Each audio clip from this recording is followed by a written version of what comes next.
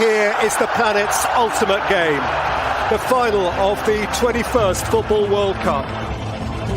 Flicked in by Griezmann and flicked on! And France take the lead in the World Cup final!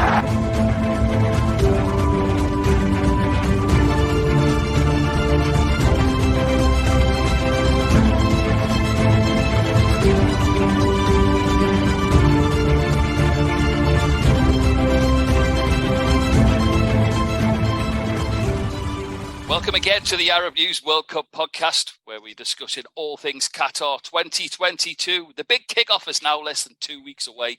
We are delighted to welcome one of the most knowledgeable voices on Asian and indeed international football to our fourth episode. Now, before we get to our guests, it's a welcome back, of course, to our very own Arab News sports editor, Ali Khaled. Hi, Ali, how are you? I'm very well. How are you, Pete? Very good, very good. Getting excited. I keep opening up with the same line on the podcast, but we are getting closer and I'm getting more excited. I've got football anthems buzzing around in my head, so bring it on. Yeah. I mean, I've been talking to a lot of people. People are starting to sort of finalize their plans for travel to go there. People that I know who are going there. Obviously, the fans we have in Dubai and all over the Middle East and around the world also, we're making their plans. Where are they going to watch the games? I know where we are, there's plenty of fan zones and big screens where people are going to be going to. So like fans really starting to feel the excitement, but all like on the more serious side, following up with all the announcement of the squads. I think there's been a lot of injuries lately. I mean, it's crazy that some leagues are still going, like the Premier League. They still have one. Well, they've got some League Cup action and the Premier League action on the 12th in England, which is crazy when you think about it. It's last minute, isn't it? It is last minute, and it's sad to see a lot of players sort of getting late injuries, not just in England, across the world, and missing out, which, like in previous tournaments, you'll have the chance to recover, but unfortunately this time, because of the timing, if you're getting an injury now, that's it, you're done, but that's the time, that's what the schedule is, and everyone has to accept it. But overall, yeah, quite excited about it, Pete. Good stuff. Now, last week we spoke to former England international Darren Anderton on a great episode about the favourites for the World Cup teams. We channeled the likes of Brazil, France, Argentina and England. Today we're turning a spotlight on the underdogs, everybody's favourite, teams that will be looking to spring a surprise or two.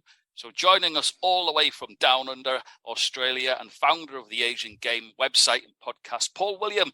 Paul, welcome to the show. How are you? I'm doing very, very well, thanks. I have to thank you for your introduction before when you mentioned about most knowledgeable or something. I thought you were talking about Ali, the king himself, as the man, but I'll have to slip you some money for that one.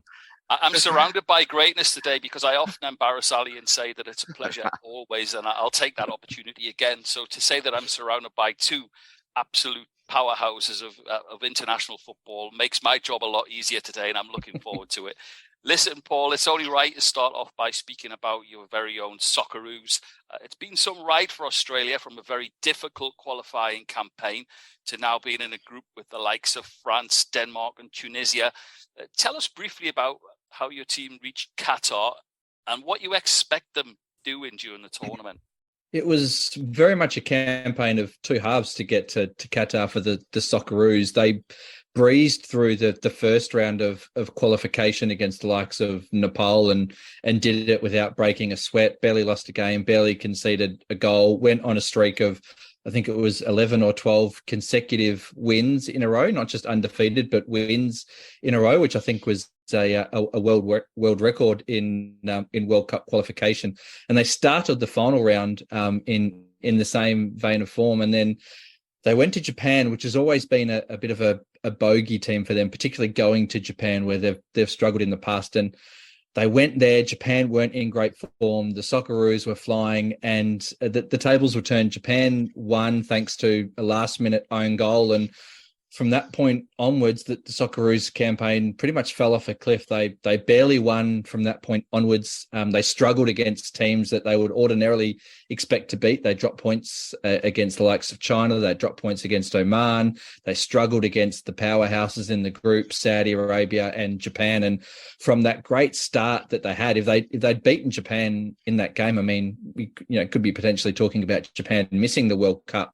such was their poor start. But it was a real sliding doors moment, that game and that own goal that Australia conceded late on. And then, of course, they had to go through the playoffs route. They got the job done against the UAE, which wasn't easy as well. And then not many people gave them a chance against Peru, but they did what the Australian teams can tend to do when their backs are up against the wall, and they produced a performance and got the job done in the penalty shootout. We know the antics of Andrew Redmayne in goal, dancing around, saving the penalty, and he's become a cult hero in Australia now. And now we go onwards to Qatar, as you said, and it's somewhat funny that the group that Australia has this time is very similar to the group they had in Russia. Of course, in Russia, Australia played France and Denmark as well. They had Peru in that group. Of course, they beat Peru to get here. So it's eerily similar. The build-ups, of course, Australia had to go through the playoffs last time as well. So I think expectations are low in Australia because of the fact that they had struggled through the campaign. They were, near enough one of the last teams to qualify, coming up against, powerhouse teams like France and Denmark. I don't think there's a lot of people expecting Australia to get out of the group, but conversely, that may work for Australia, because we saw with Peru, Australian teams perform their best when no one expects them to perform. They love that underdog tag. They love the us against the world mentality of no one thinks we can do this, so let's go out and prove everyone wrong. When they're the favourites, when they're expected to create the action themselves, that's perhaps when they can struggle. But when they're the underdog against teams like France and that's when they can thrive. And they took it to France a little bit at the last World Cup as well. We're soundly beaten, so to speak, on the day. France just had too much quality, but Australia had their chances in that game as well. They drew level at one point in the game. So you can never say never, because you just never know what France is going to throw up. They could be good France. They could be bad France. Indifferent France. They were good France in Russia, so they're almost certainly going to be bad France this time around. So who knows? But yeah, I think expectations are pretty low in Australia. Ali, quick point, Paul. Paul, correct me if I'm wrong, but the Australian squad has been announced. It was announced today. Yes. Any surprises? Any major surprises there? There were quite a few surprises, actually, which is a surprise for Graham Arnold, who's pretty much stuck to the same squad the whole way through qualifying. The biggest shock was Mitch Langerak, who announced his international retirement during COVID because he plays in Japan with Nagoya Grampus. It was very difficult during COVID with the border restrictions. He was effectively going to have to quarantine for 2 or 3 weeks every time he got back into Japan. And when you consider there was 4 weeks generally between international windows, he'd be flying off for an international window, coming back, quarantining for 2 or 3 weeks, get out for a couple of days, and then have to go and do it all again. He had 2 young children there as well, and it got basically too difficult for him. Now that borders have opened up, he came out of retirement. He is by far and away Australia's most informed goalkeeper over the past couple of years, even more so than Matty Ryan, who's our number one goalkeeper, but has struggled for club minutes. Everyone expected, now that he'd come out of international retirement, that he would be selected for this squad. And Graham Arnold made the big decision, although as he said at the press conference today, he actually took counsel from his goalkeeping coach to make that decision. And they've decided to leave Mitch Langerak out, which is a massive call, because if Matty Ryan gets an injury, then you've effectively almost got 2 number 3 goalkeepers rather than a number 2 to come in as a backup. So that was a huge decision as well. And there was 2 other players, Trent Sainsbury and Tom Rogic, who have been mainstays of this Socceroos side. Somewhat complicating the fact is Trent Sainsbury is Graham Arnold's son-in-law. So Trent Sainsbury is married to Graham Arnold's daughter, and he's cut him from the squad. So that could make for a slightly awkward Christmas at the Arnold Sainsbury household this year. Barbecue. But I would think so.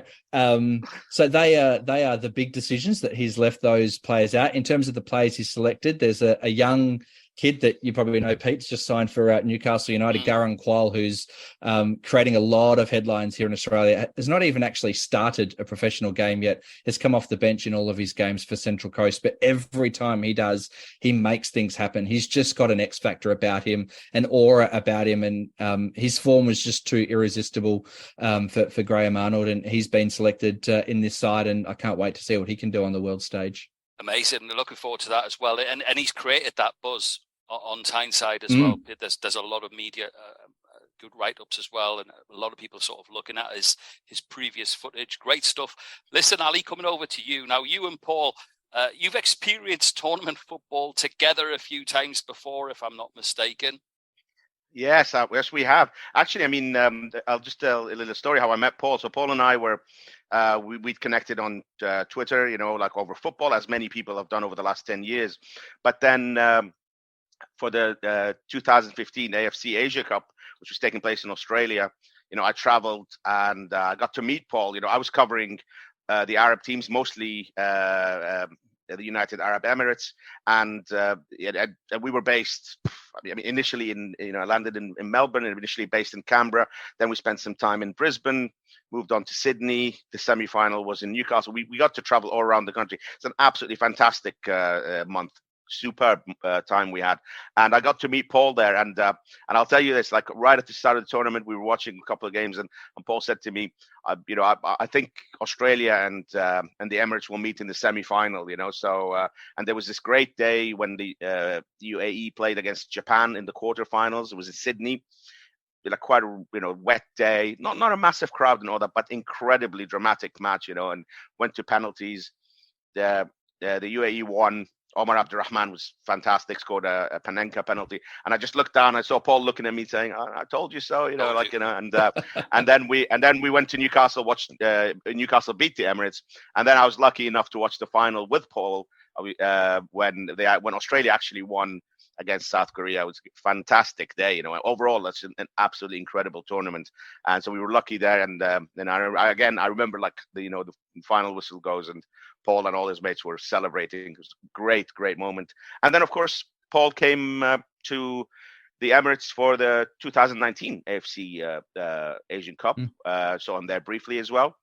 Tournament that was won by Qatar, of course, the World Cup hosts. It's just so much fun. Football brings everyone together, especially the international tournaments. None bigger than this. I mean, they call it possibly the greatest show on earth. I heard that mentioned this week from a fellow media colleague of mine. Great way to pitch it. Coming back to you, Paul, you follow Asian football closely, and alongside Australia, we've got Saudi, Qatar, Japan, Iran, South Korea, all at the finals. Where do you see any of those elusive upsets coming from? If I'm to tip anything, and their build up has been mired in sort of controversy and chaos, as it always tends to be. But I think Iran, out of those teams, probably have the best opportunity. When you look at the group that they're drawn in, and you look at the caliber of players that they have in their side, the likes of Sadar Azmoun, Mehdi Taremi, Ali Reza Jahanbakhsh as well. They've got some fantastic attacking talent in particular. And I look at that group, and obviously they've got England. That will be, very, very difficult for them. But then I look at teams like the USA and I look at Wales, and I think, well, there's no reason that Iran should fear those teams. I didn't get to see the matches live, but I saw some highlights of the USA when they played Japan and Saudi recently, and they were pretty terrible, if we're being honest. So, they've got some great individual players, but I don't know necessarily that they're a great team at the moment, the US, and there should be no reason that Iran shouldn't go into that game thinking that they can get all 3 points. And, same with Wales. Wales have got some fantastic players like, Gareth Bale, who, effectively just scored the winner in the MLS Cup final for LAFC. But, Iran have got some fantastic players as well. So I really like their chances in that group. I think it's going to be extraordinarily difficult for Saudi Arabia, given the group that they're in. Qatar are a chance, but it depends on which Qatar show up. The Qatar that we see in tournament football is generally pretty good. So if they can produce that form, then they're definitely in with a chance. But the Qatar we've seen in some recent friendly performances leaves a lot to be desired. And Japan and South Korea have got extraordinarily difficult draws as well. I mean, Japan must have broke some mirrors and walked under some ladders to get drawn with, Germany and Spain in the one group. So they're going to find it incredibly difficult. And Korea have got, I think it's Uruguay and Portugal in theirs. So I think it's going to be very difficult for the Asian teams, but we've seen it happen before. South Korea beat Germany in the last World Cup. Upsets can happen. So never say anything. Never say never in tournament football. Never say never to an upset. Listen, you just mentioned there, Paul, you mentioned Saudi previously. Much anticipated game against Argentina on the 22nd. Your views on that match, and how do you think Saudi will approach that playing Argentina? Yeah, I mean, we know that they're going to be on the back foot in that game. I mean, Argentina are one of the favourites to win the tournament. So that is, in terms of starts to a World Cup tournament, it doesn't get much more difficult than that. And Ali is a great historian of Asian and Arab football. He would know Saudi's difficulties with opening games of World Cups. Of course, they got trounced by Russia. Their opening game in 2002 against Germany, they got trounced 8-0 as well. To face Argentina in this first game, there's potentially some demons in there as well that, a heavy loss could effectively, render their campaign over after the first game. So they've got to be careful with how they approach that. They're not scoring a lot of goals at the moment. Saudi Arabia, when you look at their lead in form, I think it was, you have to go back almost 12 months, the last time that they scored more than one goal in a game. I don't think they're going to get many chances in this game. So they're going to have to be, they're going to have to take the chances that they get against Argentina. I think they've got a great coach in Hervé Renard. They've had a great preparation. They've been in camp now for about a month. He will have them well drilled. And we've seen with Saudi the progress that they've made from Russia through to Qatar. They are a much more effective, efficient side now. They're incredibly well drilled. Their defensive solidity throughout qualifying was one of their hallmarks, and they'll need all of that to come up against Argentina. But if they can take inspiration from anyone, if we throw back to 2014, Iran almost caused a major upset against them. It was a little bit of Leo Messi magic late in the game, about the 85th minute, I think, that won that game. But Iran had their chances, so maybe that's the blueprint for Saudi. Absolutely. Ali, we already discussed our Arab nations in depth in previous episodes. Paul's just expertly summed up the rest of the Asian contingent there. Where do you see personally any potential underdog performances coming from? Well, actually, as a group, Paul touched on it there. The Group B with Iran, England, USA, and Wales. I think that's a group that actually might have a few surprises all around. And maybe because, as Paul said, the other two, we're obviously talking about Iran causing upsets, but I think there might be upsets, around that group because, England are, like massive favorites to be top of that group. But, we've seen England haven't been playing that well. And it could be an upset there. Again, we've possibly not under Gareth Southgate, England have improved in tournaments, obviously been looked a lot more solid, but England have had their own share of like bad opening games as well. Remember 2010 was, the US 1-1 with USA, and then that awful game against Algeria, the 0-0, one of the worst games of football I've ever seen in my life. So I'm not suggesting England are as poor as that side in 2010, but if they're not careful, they could drop points as well. And recent performances like the game against Germany, they've been conceding a lot of goals. It's Darren Anderton mentioned it last week. It's the defense that is worrying. So as a group, I think that's a group that might have a few upsets because I reckon, as Paul said, like Iran winning any game will be considered an upset, although really they're like a very, very strong team that shouldn't fear Wales or the US. But I possibly an upset for England as well. I think of the Asian teams, Paul mentioned Japan, really, really tough group. But, some of the African teams, I think, I looked some more at individual matches, and I thought possibly Senegal, might cause an upset against Ecuador, in Group A, which is alongside Qatar. That's one game we're looking at it. Senegal is a pretty strong team. They're, African champions. It's got Sadio Mane, who just finished second in the Ballon d'Or. So they've got pretty strong team. One of the games which I'm really looking forward to is Ghana against Uruguay. Which is like a bit of a grudge match from 2010 for the Suarez got history. handball. Yeah. I mean, Uruguay are tough and all, but that's one that I'm really, really looking forward to, and I think could have an upset there.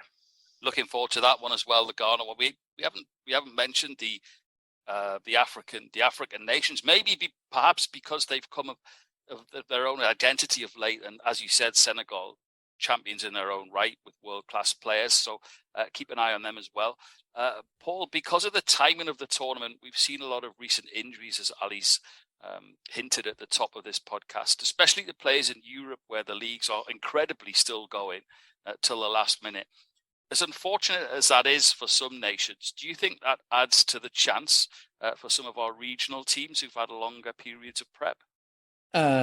Well, it certainly could, yeah. I mean, we're seeing, with the likes of France. France have got a number of injuries, which opens the door for someone like Australia, who, players, may perhaps come in a little bit more fresh because there's some players within the Socceroos side that haven't played as much club football as perhaps they would have liked. So on the flip side, it might mean that they actually come in fresh, or it might mean that they come in, not match fit and get beaten easily. So I think I'm fascinated to see how Qatar go with their preparation.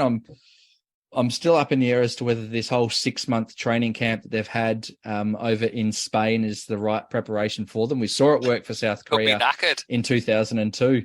But I'm still not sure whether that was the right thing to do, or whether their players should have continued to play club football to get that sort of continuity of performance into their legs, or perhaps they've got everything planned to the nth degree and it'll work out perfectly for them. But we're really not going to know, because everything's kind of almost hidden behind closed doors with Qatar at the moment. And we're kind of seeing likewise with Saudi Arabia. They've had a month-long preparation, whereas other teams are going to come in on a week's preparation, if that. The likes of the big nations, England, France, Germany, Spain, as you said, their leagues are playing pretty much right up until the very last moment, and their teams will have 5 or 6 days to prepare, whereas other nations will have had far longer, and perhaps that could mean you see a few upsets along the way.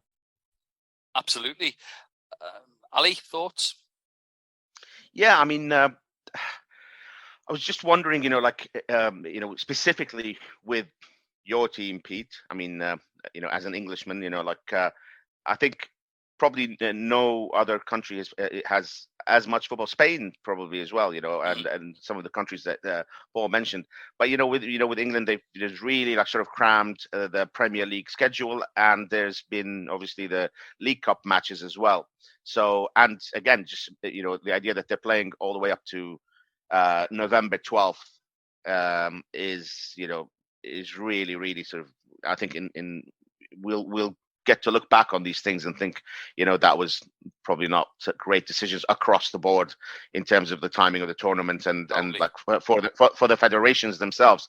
But again, I'm just thinking about them. Players, Ali, for the players. Yeah, for the play. That's the point I was going to come. I was going to sort of maybe throw it back to you and think as someone, as an Englishman, I know your ultimate loyalty lies to Newcastle, but obviously, you follow the England team. What do you think? I mean, do you think the players are? I mean, there's two schools of thought. You're playing.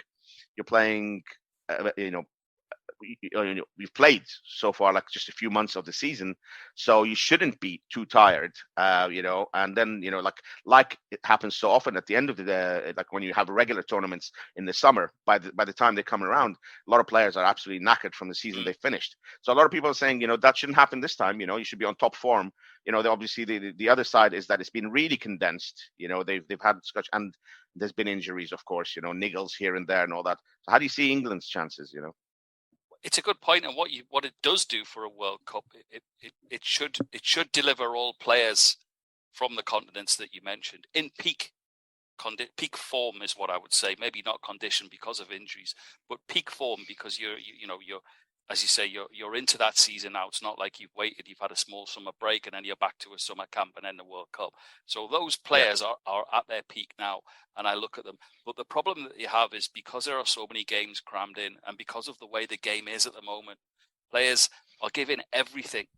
And in the Premier League, I see it, not just at Newcastle, but I see Premier League teams, players, they're physically shattered after 70, 75 minutes. And this is where the injuries are occurring. This is where they're picking up. Kieran Trippier, for instance, gave everyone a heart in the mouth moment at the weekend, feeling his hamstring after 60 minutes after the hour. People were, oh no, hopefully not. So I think that whilst it is what it is, it's taken place, but I would end with what you said. In answer to your question, Ali, I would come back and say that maybe, post World Cup, people would look back at this and say, is the timing correct for the players' welfare as well?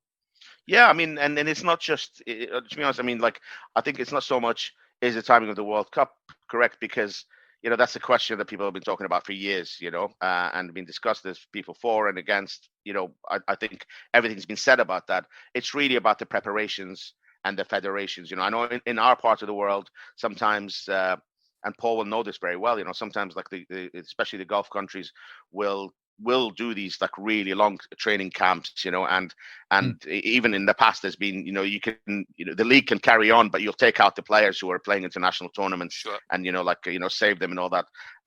So really it's about the preparations of the individual countries.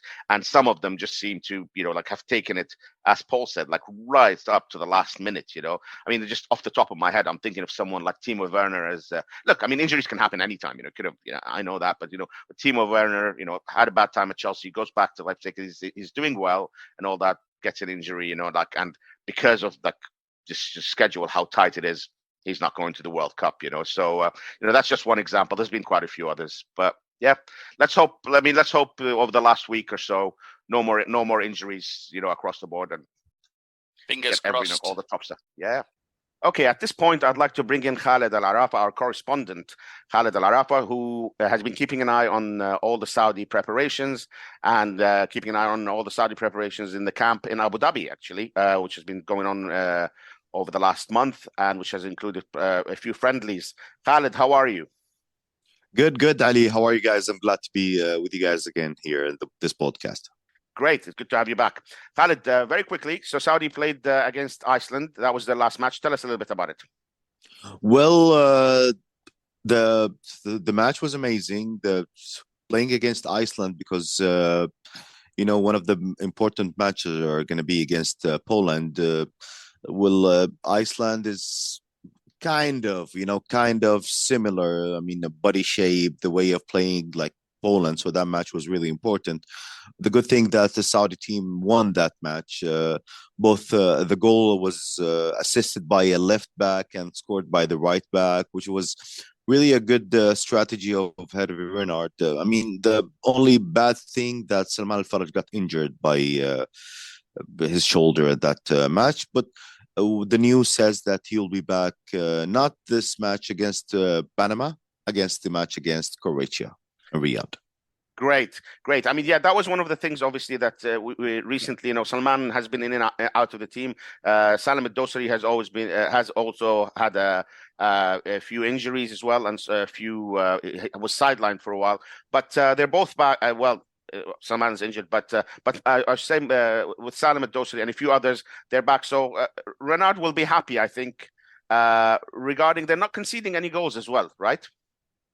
Well, this is the good thing about it. If you look at the matches, okay, we're not the Saudi teams are not scoring a lot of goals, but the main point and the good point is they're now receiving a lot of goals, which might be one of his strategy. He might be playing 4-5-1. So let's hope this continues in the World Cup. But let me just end this with telling you that by next week, Hervé Renard will cut the players from 32 players to the last selection, as they said, that the last team list will be going to the World Cup. Great. And just over the next week, what's the latest? What's the last few things that obviously, like, we're almost there. We're like less than 2 weeks away. What's the last couple of preparations for Saudi Arabia gonna consist of? Nothing. Everybody's waiting to see Panama's match. If we're gonna say Panama's kind of similar to Mexico, so we want to see what Saudi Arabia are gonna do in that match. After that, the camp will be finished in Abu Dhabi. The whole of the players and the team will go to Riyadh, and then they have one last match against Croatia. That will be the latest, the last thing. After that, heading to Doha to start the World Cup. There's nothing new. Everything seems to be really good. Harry Renard, he had some short interviews. He gave kind of promises that, I mean, or let's say not a promise, it's a target that he's want to reach. He said, I want to reach the second round. Everything is perfect. I'm happy with the players. Everything is good. So let's wait and see. Great. Thank you so much, Khaled. And we look forward to hearing from you next week, where you can give us updates on the Panama matches and the last one, Croatia, before the team heads out to Qatar. Thank you very much. Thanks, Ali. Thank you. This whole episode is about the underdog and upsets. So, Paul, looking back, what are your favourite World Cup upsets of recent tournaments, and perhaps even further back? Give us a favourite upset. I don't have the encyclopedic knowledge of the great man alongside us, Ali, who's like an encyclopedia for World Cups. I think even though it didn't effectively ultimately result in anything, I think South Korea beating Germany in Russia has to fall into that category, which is ultimately the match that knocked Germany out of the World Cup as the defending champions, as they were at that point as well, which was an enormous story in itself. If you want to carry the South Korean theme, if you go back all the way to 2002, pick any of those matches that South Korea played in 2002, whether it was the match against Portugal, the match against Italy with Angel Juan with the golden goal to knock Italy out of that World Cup, beating Spain on penalties in the quarterfinals as well. I think if I can speak as an Australian, I think Australia beating Croatia in 2006 in the well, sorry, they didn't beat, they drew, but it felt like a win because that was what we needed to get through to the round of 16. We potentially should be talking about Australia beating Italy in that World Cup too, but we won't talk about that penalty decision. So they're just looking from it from a strictly Asian lens. True Aussie. Yeah. Yes, exactly. I'll never let it go. But just looking at it through a true Asian lens, they're probably the ones that stick out in recent memory. I wish, and again, another one we should have been talking about is Japan beating Belgium at the last World Cup in the round of 16. They were 2-0 up with about 25 minutes to play. Were playing some fantastic football on top, and then just seemingly got the yips of like, hang on, I think we're going to potentially win this, and almost like forgot how to play football and forgot how to win a football match, and let Belgium back into it and conceded a last minute winner to Belgium, which was just heartbreaking. But it shows that they're capable on their day of producing an upset against the world's best. Absolutely. Paul, just a quick one. You mentioned 2006, and for your own, for the Socceroos, would you consider that match against Japan, possibly because of the comeback and the manner of the win, would you consider that was an upset, or was that a match that you guys went into sort of thinking we can win this one? I think everyone went into the match thinking that we will win. And I think if you look at that Socceroos squad, so I think that the teams are pretty evenly matched at that time, because that was the peak Socceroos era of Harry Kewell, Mark Viduka, Bresciano, Grella, Cahill, John Aloisi, Lucas Neal, Schwartz, and the list goes on and on and on. So it was a remarkable team. But I think, as you said, the comeback and the way that it happened, the 3 goals in the final 10 minutes, it's one of those moments for everyone in Australian football. You remember where you were exactly when that moment happened. I remember where I was watching a live site in Melbourne at about 4:00 in the morning, and with about 10,000 others, and the city just erupted. Socceroos fans spilled onto the streets, marching along the streets at 5, 6 o'clock in the morning as people started to filter into the city for the work day. It was an incredible moment, and one that will live long in the folklore. Whether it was an upset, who knows? But in this context, it was certainly one of the great World Cup matches. Amazing. You can almost feel it, that the excitement's building. And Paul, it's been absolutely fantastic to have you on. But I am going to put you on the spot, but it's a 2-part question. So before I ask you who's going to bring the World Cup home in your eyes, as a prediction, what do the next couple of weeks hold for you personally ahead of the big kickoff? A very busy few weeks. So I am going to be in Qatar for the World Cup. I'm one of the lucky ones that will be there covering it for the Asian game. So our whole team is flying out to Qatar for the tournament. So I'll give ourselves a little plug. TheAsianGame.net. Jump on, find us on social media at The Asian Game, and you'll be able to catch all of our coverage. We'll have comprehensive coverage of all the Asian teams throughout the entire tournament. It's going to be a very, very busy few weeks. As we sit here to record, I think it's about 10 days until I fly out. So I land in Qatar on the 19th, the day before the opening game. So there's a lot to do, a lot of podcasts to record for our own platform before then, a lot of logistics to still finalize as well to get to Qatar. So it's going to be a very, very busy 10 days. And a World Cup winner from you, Paul? Oh, you're going to put me on the spot with that one. Let's go off Barry.